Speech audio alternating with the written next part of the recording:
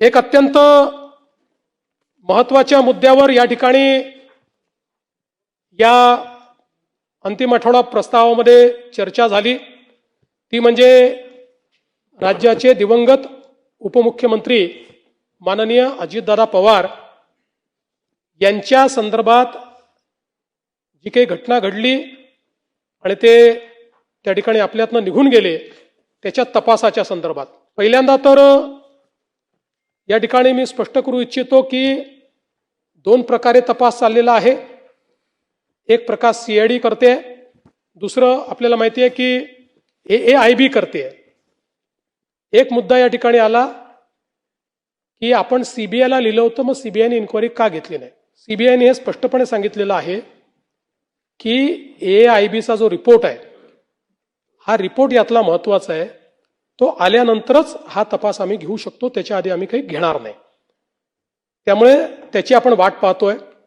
याच्यामध्ये आत्तापर्यंत सीआयडीने जो तपास केला आहे त्या तपासामध्ये काही गोष्टी समोर आलेल्या आहेत की ज्याच्यामध्ये वेगवेगळ्या गोष्टींसोबत एक शंका पायलट सुमित कपूर यांच्याबद्दलही होती।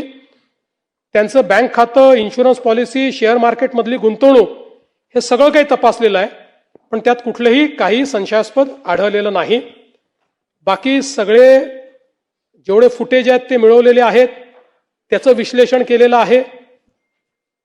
जे काही अवेलेबल साक्षी पुरावे आहेत ते तयार केलेले आहेत, पण अर्थातच या ठिकाणी AIIBचा रिपोर्ट हा महत्त्वाचा आहे। त्याही संदर्भातली माहिती मी घेतली आणि त्या माहितीमध्ये हे सांगण्यात आलेलं आहे की जेवढे काही त्या ठिकाणी इक्विपमेंट्स होते जे डाउनलोड करायचे होते ते 100% डाउनलोड झालेले आहेत। आता त्याच्यामध्ये कुठलीही अडचण नाही। जे रिकन्स्ट्रक्ट करून डाउनलोड करायचं होतं ते पण झालेलं आहे। त्यामुळे ब्लॅक बॉक्स असेल किंवा दुसरा जो काय बॉक्स आहे ते सगळं झालेलं आहे। आणि एक प्रिलिमिनरी रिपोर्ट आपल्या समोर त्यांनी आणलेला आहे। मी आज केंद्र सरकारशी देखील चर्चा केली आणि केंद्र सरकारला आणि मंत्रालयाला आणि माननीय मंत्री महोदयांना मी विचारलं, साधारण हा सगळा रिपोर्ट किती दिवसात अपेक्षित आहे। त्यांनी मला हे सांगितलं की साधारणपणे जानेवारीपूर्वी हा रिपोर्ट येईल, अंतिम रिपोर्ट जो आहे। आणि हाच रिपोर्ट सगळ्यात महत्त्वाचा आहे।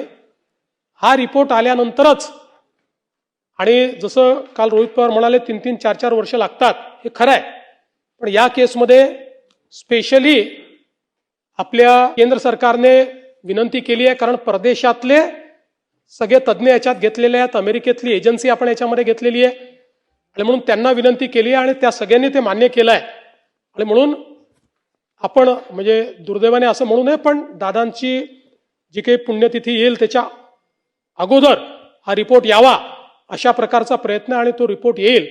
आणि हा रिपोर्ट आल्यानंतर मग सीबीआय असेल किंवा सीआयडी पण असेल, आता सीआयडी पण त्याच्यावरच अडकलेलं आहे, कारण वर काय घडलं हे या रिपोर्टशिवाय समजूच शकत नाही, ते धागेदोरे याच्यातच मिळणार आहेत। आणि म्हणून मला असं वाटतं की कोणी हा विचार करण्याची आवश्यकता नाही। आमचं सातत्याने याच्यावर लक्ष आहे, केंद्र सरकारचंही लक्ष आहे, केंद्र सरकार योग्य पद्धतीने त्या गोष्टी करते। एक त्यांनी मुद्दा मांडला की आम्ही कर्नाटकात FIR केला, तो तुम्ही सीआयडीला पाठवून दिला। पुन्हा एकदा समजावून सांगतो की ते तर जाऊ द्या, म्हणजे ते इंटरस्टेट FIRचं तर मी मागच्या वेळेसच सांगितलं। FIR नंतरची प्रोसेस काय आहे?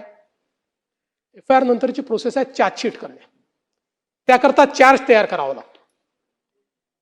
FIR मध्ये तुम्हाला कोण दोषी आहे हे FIR नंतर फायनल करावं लागतं, की बाबा देवेंद्र फडणवीस आहे, जयंत पाटील आहे, रोहित पवार आहे, कोणीतरी जो कोणी असेल त्याला दोषी, आणि त्याच्यावर चार्ज फ्रेम करावा लागतो, तर त्या FIRला अर्थ आहे।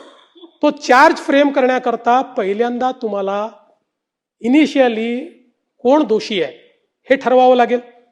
ते जोपर्यंत AIIBचा रिपोर्ट येत नाही तोपर्यंत तुम्ही ठरवू शकत नाही।